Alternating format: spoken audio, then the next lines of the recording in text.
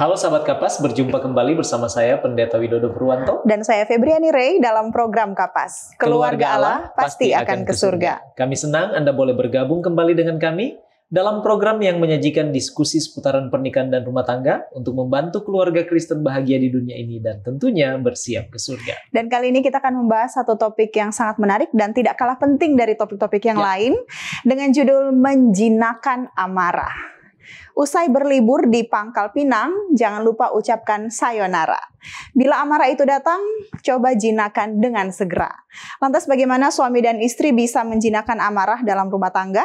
Temukan jawabannya sesaat lagi. Tetap bersama kami dalam program Kapas. Keluarga Allah pasti akan ke surga.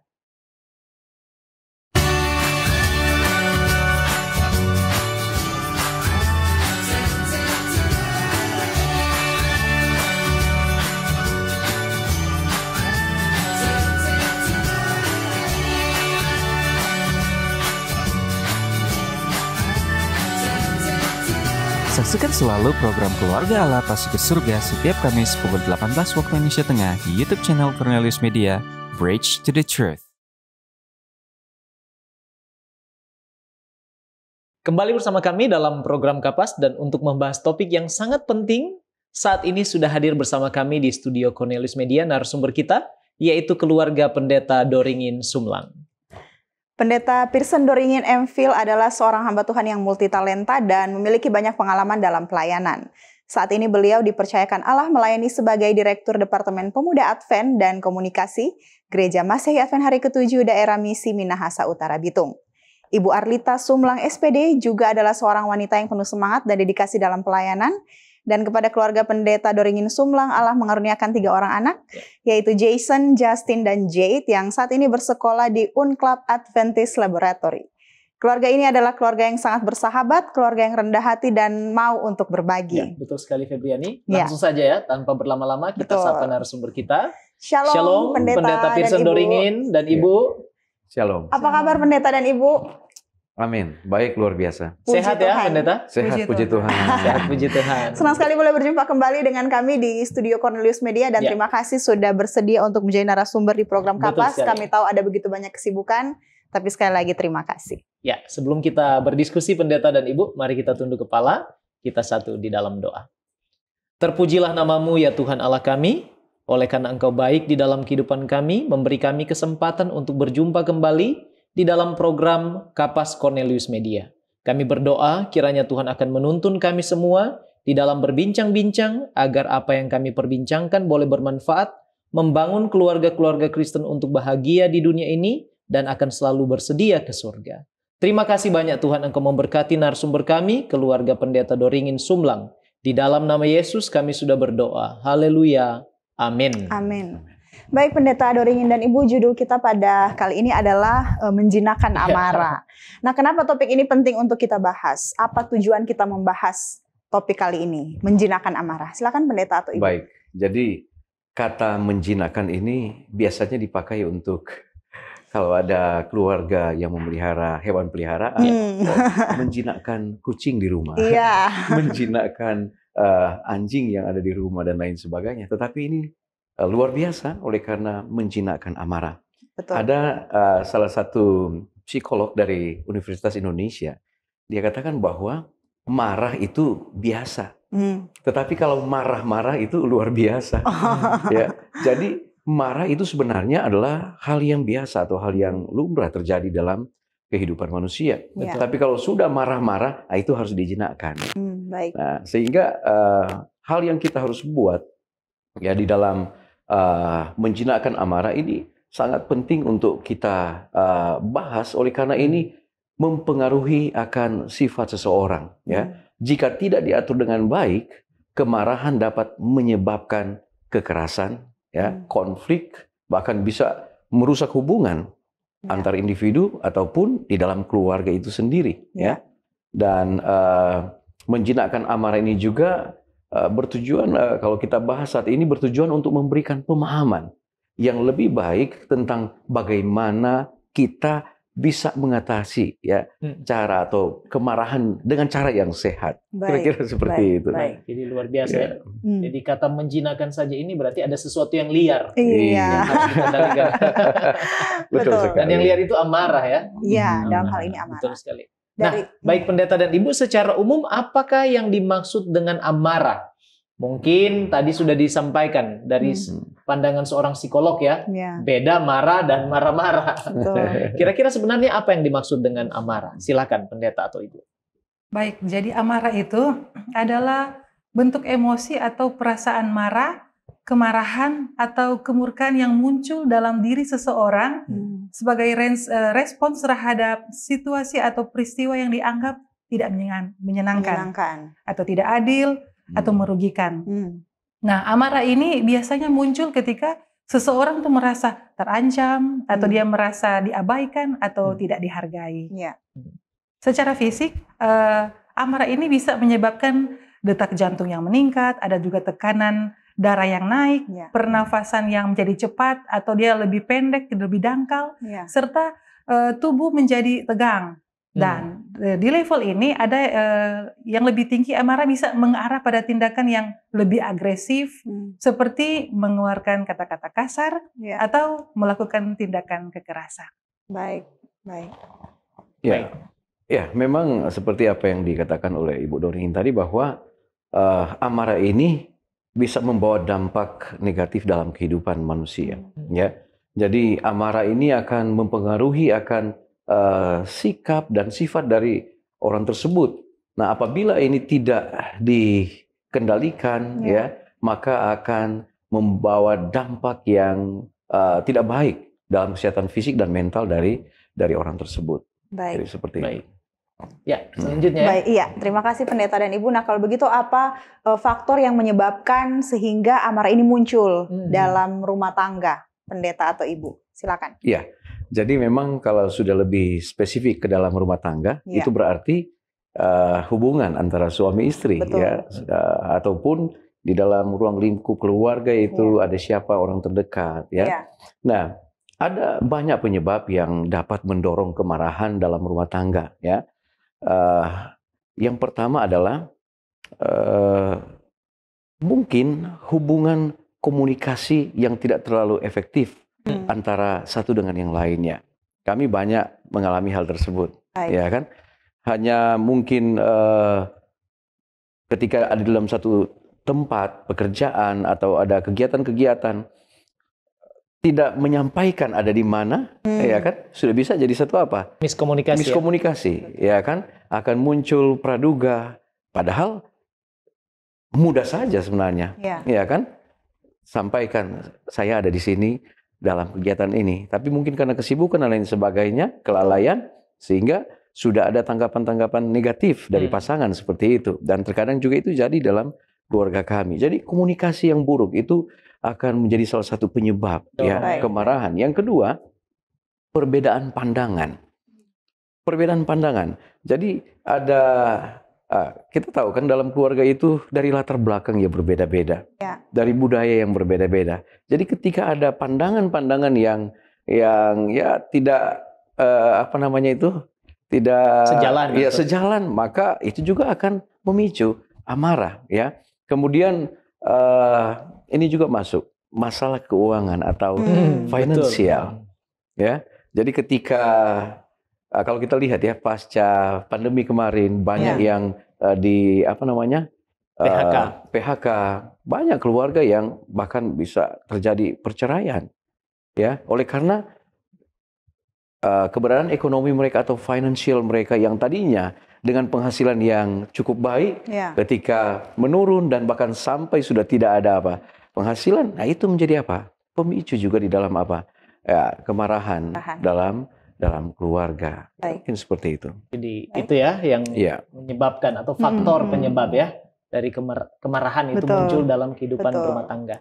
Mungkin masih ada mungkin dari Ibu Arlita yang ingin ditambahkan?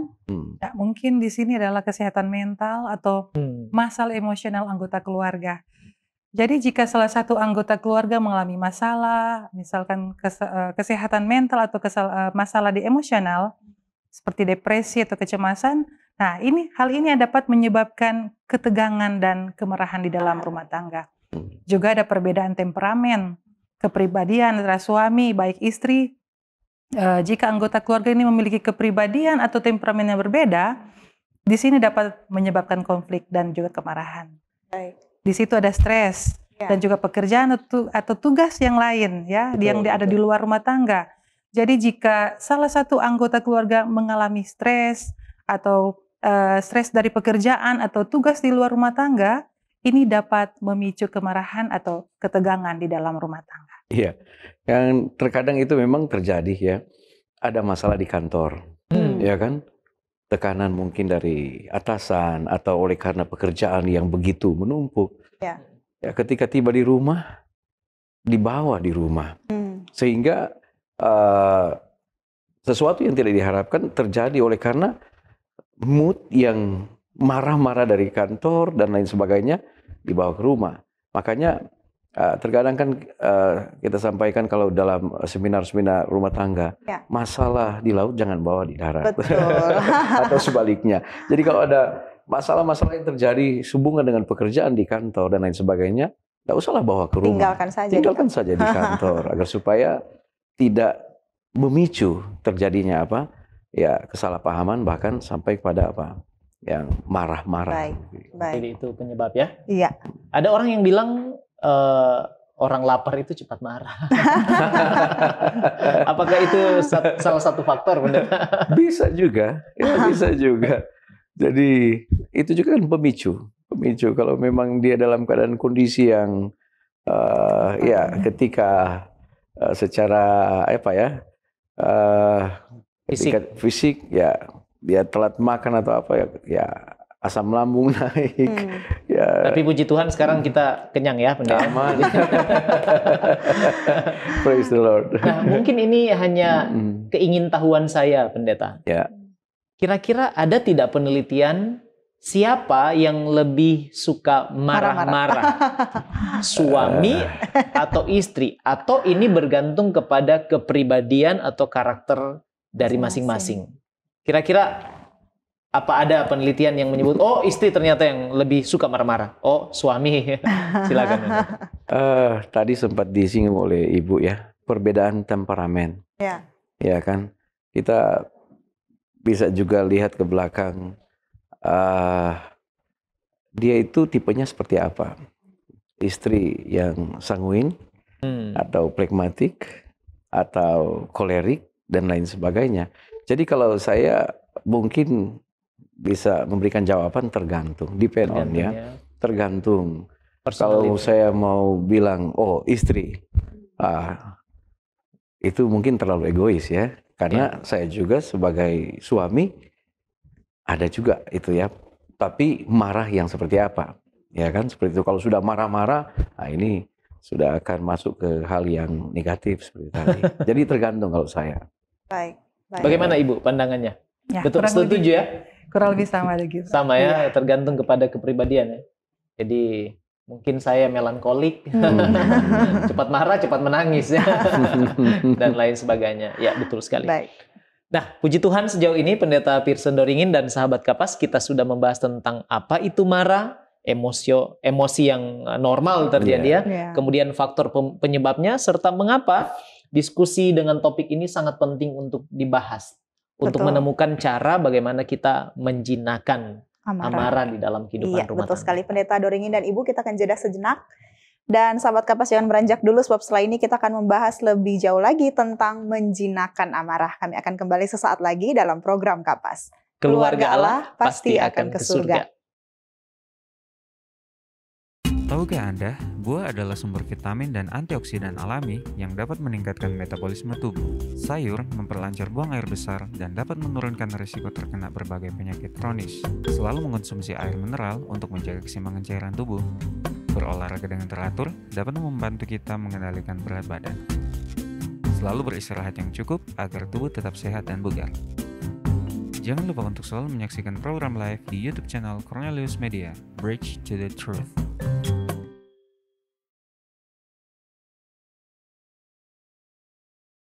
Masih bersama kami dalam program Kapas dan kita akan lanjutkan pembahasan kita tentang menjinakkan amarah. Ya, Pendeta Doringin dan Ibu, bolehkah dijelaskan apa saja dampak yang akan terjadi dalam keluarga jika salah satu dari anggota keluarga itu memiliki sifat marah-marah tadi? Mungkin Dan ada tidak bisa contoh. dijinakkan, Iya, dan mungkin ada contoh-contohnya. Silakan Pendeta. Silakan, Bu. Baik, jadi yang pertama adalah kerusakan hubungan. Jadi sifat marah yang sering meledak-ledak dalam merusak hubungan dalam rumah tangga. Jadi ada anggota keluarga yang sering mengalami kemarahan atau marah yang tidak terkontrol itu bisa membuat anggota keluarga yang lain merasa terancam, ketakutan atau tidak aman. Jadi kalau di dalam rumah tangga sebaiknya kalau suami istri di dalam mungkin ada salah paham, sebaiknya jangan ditampilkan atau jangan ditunjukkan kepada anak-anak. Sebaiknya kalau kita keceplosan atau suami baik istri itu sudah marah, ada anak di depan kita itu, maka resikonya adalah apa? Anak itu akan merasa terancam. Mereka akan merasa ketakutan, bahkan merasa tidak aman. Ada apa dengan mama dan papa ini? Nah, itu adalah dia punya dampak yang ditimbulkan ya oleh karena marah-marah ini. Iya. Dan juga ada ketegangan di dalam rumah tangga. Kemarahan yang tidak terkontrol dapat menciptakan suasana yang tegang dan tidak nyaman di dalam rumah tangga. Dan hal ini dapat membuat seluruh anggota keluarga merasa tidak nyaman dan bahkan tidak bahagia di rumah. Baik. Pendeta, ada Iya. yang ditambahkan? Jadi tadi Ibu sudah katakan contoh-contoh atau dampak yang ditimbulkan. Yang pertama adalah kerusakan hubungan, ya. Kemudian ada ketegangan dalam rumah tangga. Selanjutnya yang bisa terjadi dampak itu kehilangan rasa hormat. Kehilangan rasa hormat. Mengapa? Oleh karena sifat marah yang tidak terkontrol itu dapat menyebabkan kehilangan rasa hormat dari anggota keluarga lainnya. Ya, saya alami di rumah.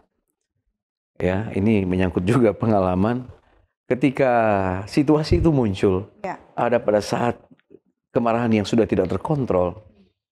Kami punya anak yang paling kecil, itu yang Jesslyn. Dia paling orang yang memperhatikan kalau di rumah. Tahu nggak apa yang keluar dari mulutnya? Papa kan pendeta. Baik. Masa begitu keluar? Bayangkan, itu kan. Bayangkan anak kecil yang tegur ketika ada situasi seperti itu. Ya. Jadi kehilangan rasa hormat. Mas akan, kalau saya mau terjemahkan bahasanya adalah, Mas akan Papa begitu, keluarkan kata yang seperti itu. Jadi tidak dianggap lagi sebagai seorang panutan. Ya. Kehilangan rasa hormat. Nah, ini berbahaya. Kemudian dampak yang terjadi juga adalah kita akan mendapatkan kesehatan mental yang buruk. Jadi sifat marah yang tidak terkontrol ini akan menyebabkan tingkatan pada stres. Saat mana stres, dia akan naik lagi kepada kecemasan. Dari kecemasan itu dia bisa meningkat lagi kepada depresi. Dan kalau sudah ada pada tingkat depresi, ini sudah mengganggu akan kehidupan atau kesehatan mentalnya. Jadi sangat berbahaya apabila marah-marah itu dipelihara. Akan mengganggu kesehatan mental dari orang tersebut, ya. Dan hal ini akan mengganggu kualitas hidup dari orang tersebut, ya. Kemudian mungkin yang terakhir ya adalah kesehatan fisik yang buruk.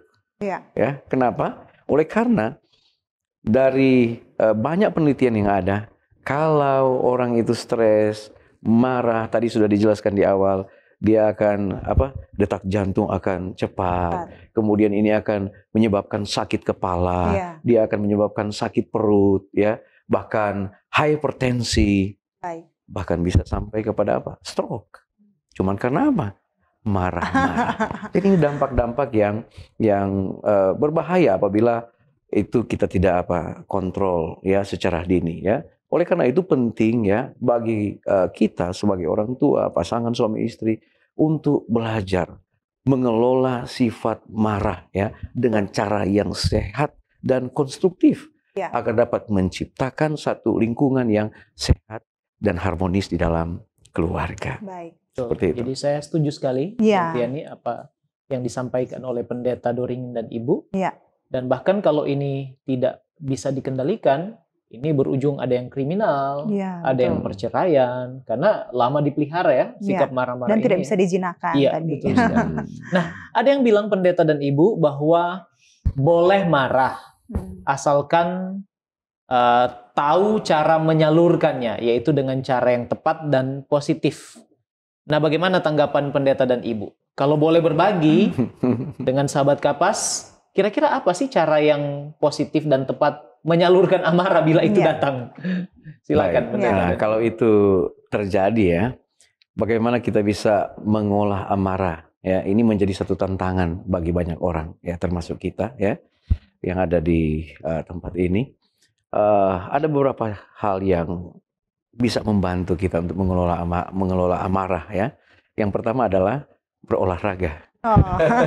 Jadi kalau sudah ada pada titik itu, oke, langsung ambil sepatu bola, pergi ke lapangan bola, bermain, atau ke futsal. Carilah olahraga-olahraga yang menjadi kesukaan kita. Ya, kalau saya kebetulan hobi sepak bola, tenis meja juga, sedikit badminton, seperti itu. Jadi berolahraga. Kenapa? Oleh karena berolahraga ini akan membantu kita untuk bisa mengalihkan perhatian, ya, dari kemarahan kepada hal-hal yang apa? Yang dengan cara yang positif dan dapat melepaskan energi, ya kan? Sehingga latihan fisik atau berolahraga ini dapat membantu mengurangi ketegangan, seperti yang saya katakan tadi, stres, kecemasan, dan semua yang bisa memicu kemarahan. Jadi yang pertama adalah berolahraga. Kemudian hal yang kedua yang kita bisa buat adalah bernafas dalam-dalam. Jadi ketika emosi itu sudah datang, kemudian seperti tidak bisa dikendalikan, tenang aja, kemudian tarik nafas, tahan, kemudian dengan sendirinya seperti kita akan jadi rileks, Oleh karena ketika oksigen dia bisa berjalan dengan baik, kita pun sudah bisa berpikir dengan baik, ya. Oleh karena kalau kita bernafas dalam-dalam seperti itu, ya, akan membantu menenangkan pikiran dan tubuh kita, serta bisa mengurangi tekanan darah, bahkan detak jantung kita yang tadinya dia cepat, ya, dengan otomatis karena ini mental kan, dia juga akan dengan sendirinya dia akan semakin turun dan semakin tenang. Kira-kira seperti itu. Baik. Ibu ada yang ditambahkan? Mungkin yang bisa saya tambahkan di sini karena hobi saya suka menulis. Dari dulu sejak saya masih kecil hobi menulis, karena kalau kebanyakan ini ada artinya tactile. Jadi kalau kita merasa marah, ada beberapa orang yang mungkin pergi ke arah ambil buku, dia ambil ballpoint, kemudian suka menulis. Dia utarakan semua perasaannya di situ melalui ballpoint dan tulisannya, atau menulis jurnal. Nah, menulis jurnal ini dapat juga membantu kita untuk mengekspresikan perasaan dan menemukan cara yang konstruktif untuk menyampaikan amarah. Kemudian, berbicara dengan sahabat atau dengan keluarga. Tapi hati-hati, sahabat itu yang bagaimana? Ada sahabat yang kita sudah anggap sahabat dekat, ternyata dapat juga menghancurkan atau bisa memalukan akan diri kita karena ternyata rahasianya seperti ini. Jadi pilih sahabat yang tepat, paling tidak dengan keluarga, orang tua, supaya kita dapat membantu meredakan amarah, ya. Dengan sudut pandang yang berbeda, mereka boleh sampaikan apa saja, ya, nilai-nilai positif, asalkan sahabat yang tepat. Dan juga kita bisa menghubungi anggota keluarga agar dapat membantu kita di dalam mengatasi perasaan marah kita. Curhat. Iya. Saya mau tambahkan satu hal lagi. Jadi ketika ada pada titik itu, ya, salah satu yang bisa mengurangi untuk kemarahan, ambil waktu untuk menyendiri. Ya, menyendiri, tapi dalam tanda kutip positif, ya, menyendiri, sehingga pada titik itu kita bisa merenung. Karena terkadang itu sebenarnya muncul dari sikap kita. Saat kita merenung, ya, kita coba melihat kenapa sampai terjadi begini. Terkadang pemicunya adalah kita sendiri, seperti itu. Jadi ketika kita bisa mengambil waktu itu akan membuat kita lebih santai, kita akan bisa melihat hal-hal yang lebih positif, gantinya negatif, dan kita bisa mengontrol amarah itu. Baik. Ya? Baik. Nah, kapan waktu yang tepat kalau kita marah itu untuk berdoa? Karena ada orang yang sedang marah-marah terus diajak berdoa, ya akan bilang, masih marah kok diajak berdoa. Betul. Kira-kira kapan secara praktisi Kristen ya? Kapan waktu yang tepat? Apakah pas emosi atau reda dulu baru berdoa? Karena memang ini baru terjadi beberapa hari yang lalu. Ada sahabat kami yang dalam satu komunitas kami, dia coba kunjungi seseorang dalam situasi berdebat. Kemudian dia katakan, oke, mari orang berdoa. Ketika dia berdoa, mari kita berdoa. Dia nggak mau berdoa oleh karena memang Masih marah. masih marah. Jadi memang waktu yang tepat adalah di saat kita sudah dalam keadaan tenang. Ingat, kita mau berdoa juga kemudian dalam situasi tersebut. Betul. Ya, jadi memang di saat kita sudah tenang, sudah ya kita lah yang tahu kan. Iya. Oke, ini sudah dalam kondisi yang stabil. Saat itulah kita berdoa mohon pengampunan dosa, baik tentunya kita pribadi ataupun lawan kita, seperti itu. Baik. Baik, terima kasih pendeta. Ya. Nah, kalau begitu sekarang, jika suami dan istri sudah ada dalam satu situasi marah-marah dan penuh emosi, apa yang jangan dilakukan?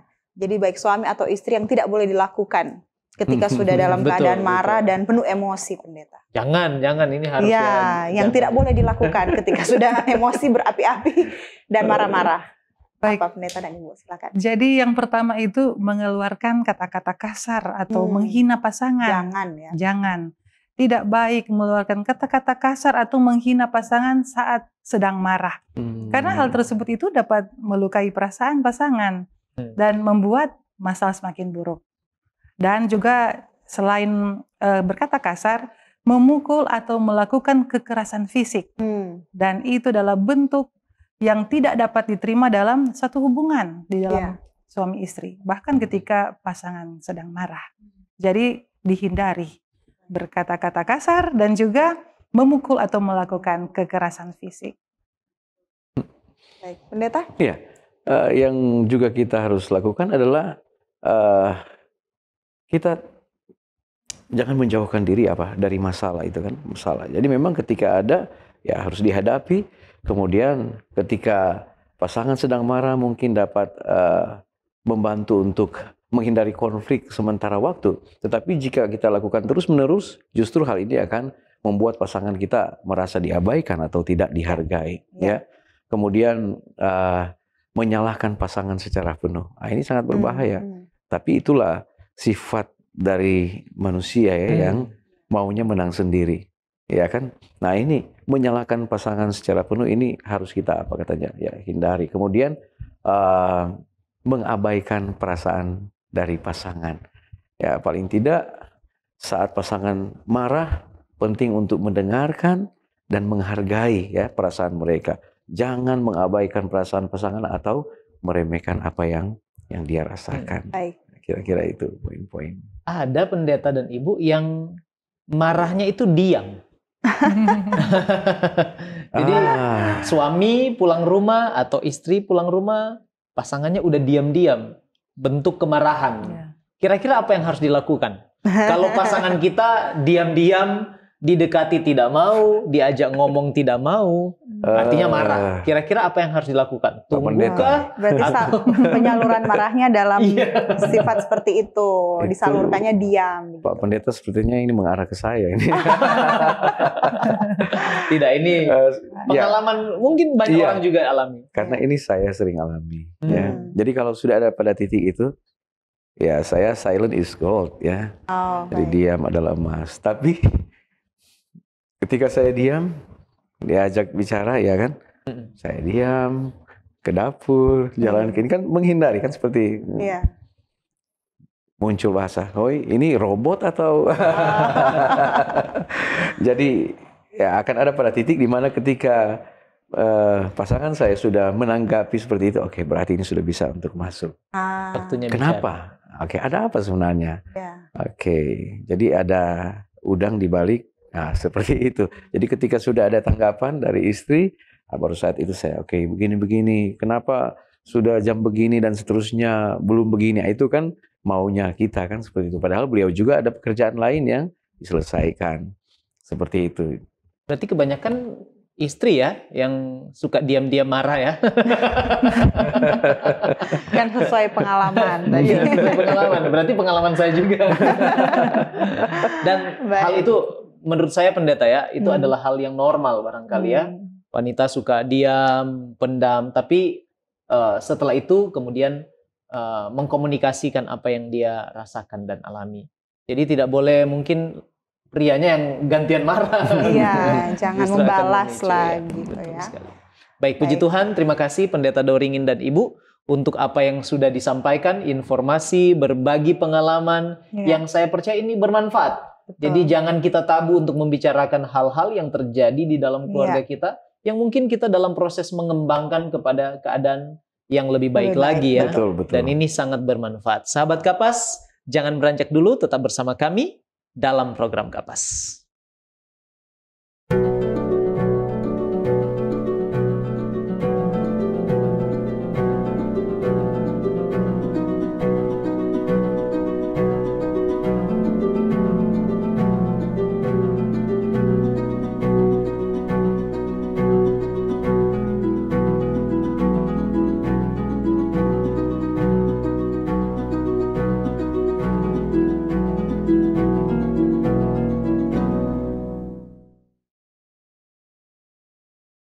Masih bersama kami dalam program Kapas dan tidak terasa kita sudah tiba di segmen terakhir diskusi kita.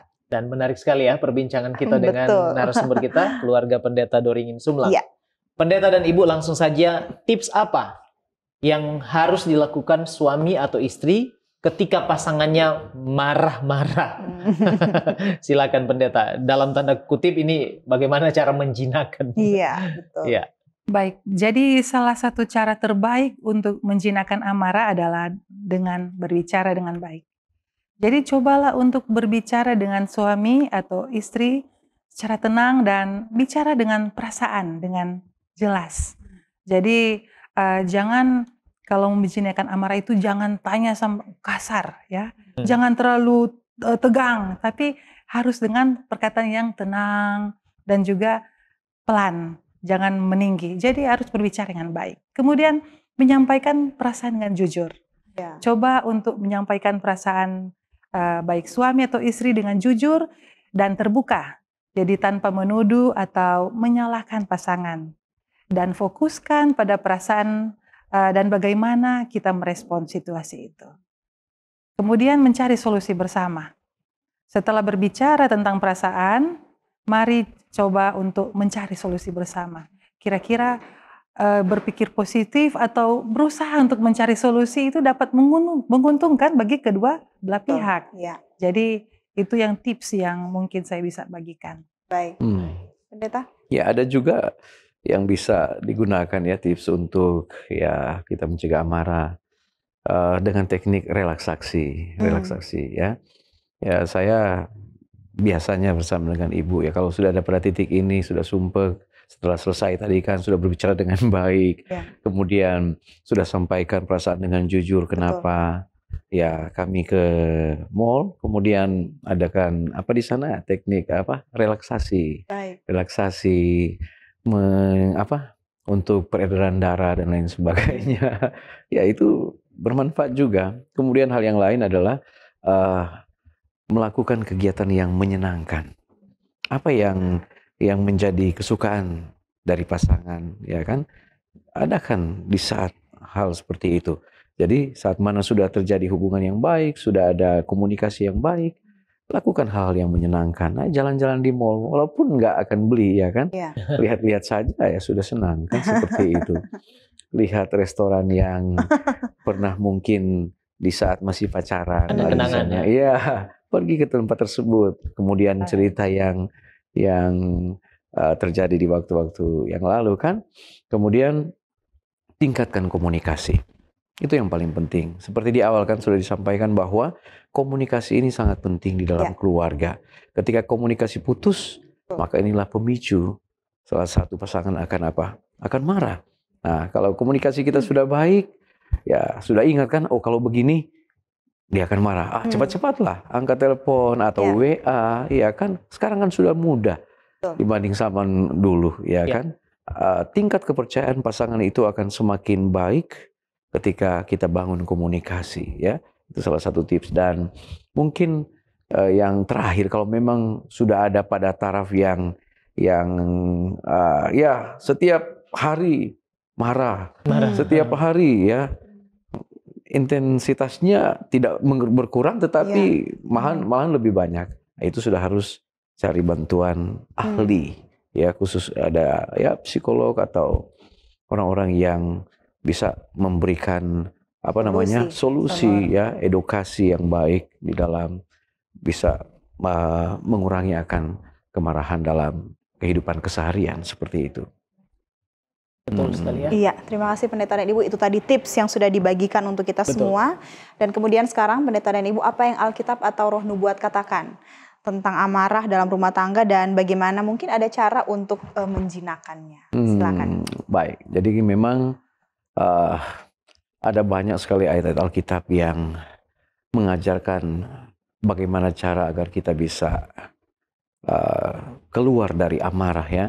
Contohnya di dalam Matius 5 ayat 44, kasihilah musuhmu, berbuatlah baik kepada orang yang membenci kamu. Bahkan di sini dikatakan berdoalah bagi mereka yang menganiaya kamu.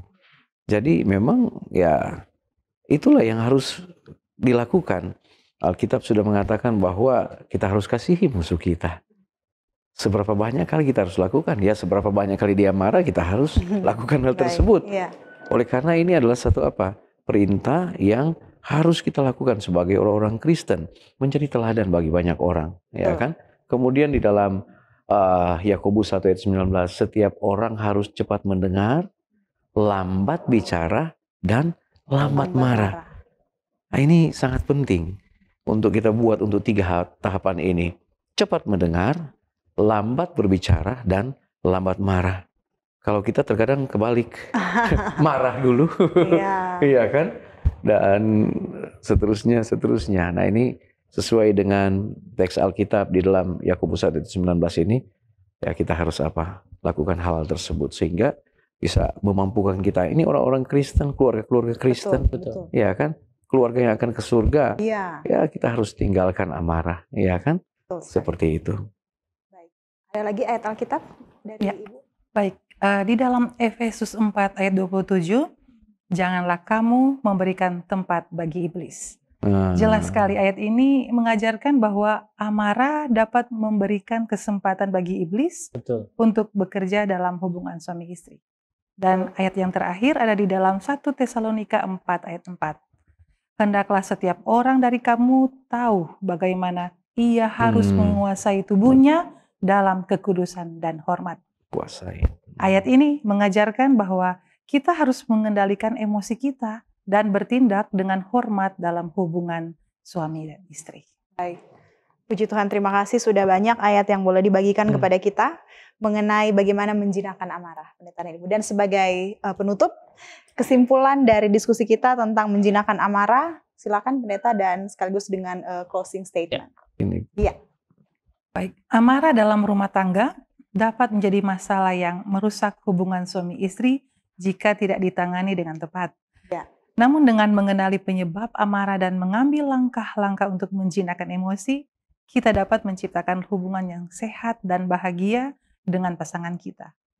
Nah, di sini Alkitab mengajarkan banyak sekali prinsip untuk mengatasi amarah dalam rumah tangga. Seperti apa? Yaitu seperti berbicara dengan baik, memaafkan, menjaga komunikasi yang sehat, mencari kebaikan pasangan, dan berdoa. Dan dengan mempraktikkan prinsip-prinsip ini, kita dapat membangun hubungan yang harmonis dengan pasangan kita dan memperkuat ikatan cinta di dalam rumah tangga. Pendeta mungkin? Iya. Ya, saya pikir itu yang sudah menjadi satu closing statement secara keseluruhan. Tapi kita harus lihat kembali di awal, ya. Marah itu biasa. Tetapi kalau marah-marah itu menjadi luar biasa dan bisa mengganggu akan kesehatan fisik kita, mental kita, bahkan keharmonisan di dalam keluarga. Baik, Jadi ternyata amarah itu bisa dijinakan ya, Febriani, dengan pertolongan Tuhan. Tentunya, dengan pertolongan Tuhan. Baik, puji Tuhan kita sudah mendengarkan penjelasan yang begitu menarik dan bermanfaat yang kami percaya sudah membekali sahabat-sahabat Kapas yang bergabung dengan kami pada kesempatan ini dengan topik menjinakkan amarah. Dan untuk mengakhiri diskusi kita, Pendeta Pearson Doringin akan berdoa untuk kita sekalian. Silakan Pendeta. Baik, sahabat Kapas dimanapun Anda berada, mari kita berdoa. Bapa di surga, ada ungkapan syukur kami boleh rasakan saat ini ketika kami boleh membahas satu topik yang sangat penting di dalam keluarga, yaitu menjinakkan amarah. Bantu kami ya Bapa, di dalam keluarga Kristen. Terkadang ini harus kami hadapi dalam perjalanan kehidupan rumah tangga kami. Namun lewat apa yang kami sudah bicarakan bersama pada saat ini, menolong kami untuk melihat hal-hal yang baik, hal-hal yang positif, dan langkah-langkah yang kami harus buat untuk menjinakkan amarah. Marah adalah merupakan satu hal yang sudah ada dalam kehidupan manusia. Namun ketika itu dia meluas kepada marah-marah, bantu kami untuk bisa kami mengontrol akan kehidupan kami, baik sebagai suami maupun sebagai istri. Agar dengan apa yang sudah kami bahas, ada tips-tips yang kami harus lakukan. Itu kami boleh buat dalam kehidupan kami, sehingga boleh membentuk satu keluarga yang harmonis. Apabila ada masalah, pergumulan, tantangan, kami boleh mencari solusi dan jalan keluar yang terbaik. Terima kasih Tuhan. Kami juga berdoa untuk sahabat Kapas dimanapun mereka berada. Apabila mungkin juga di dalam keluarga atau rumah tangga mereka menghadapi tantangan, mereka menghadapi masalah dalam keluarga. Bantu juga mereka dengan cara yang ajaib. Dan Tuhan akan menolong mereka untuk mereka bisa menjadi keluarga-keluarga yang harmonis. Dan mereka juga akan terbebas dari masalah dan tantangan kehidupan. Terima kasih Tuhan, Engkau terus berkati Cornelius Media.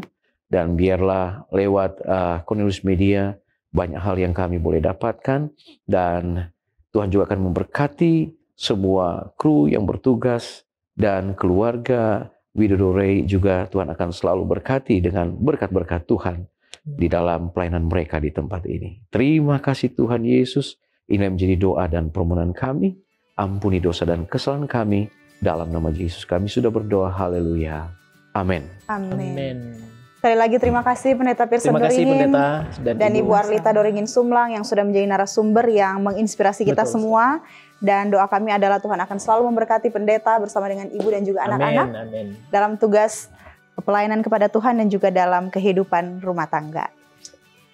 Terima kasih juga untuk semua sahabat Hope Channel Indonesia yang sudah bergabung dengan kami dalam program Kapas.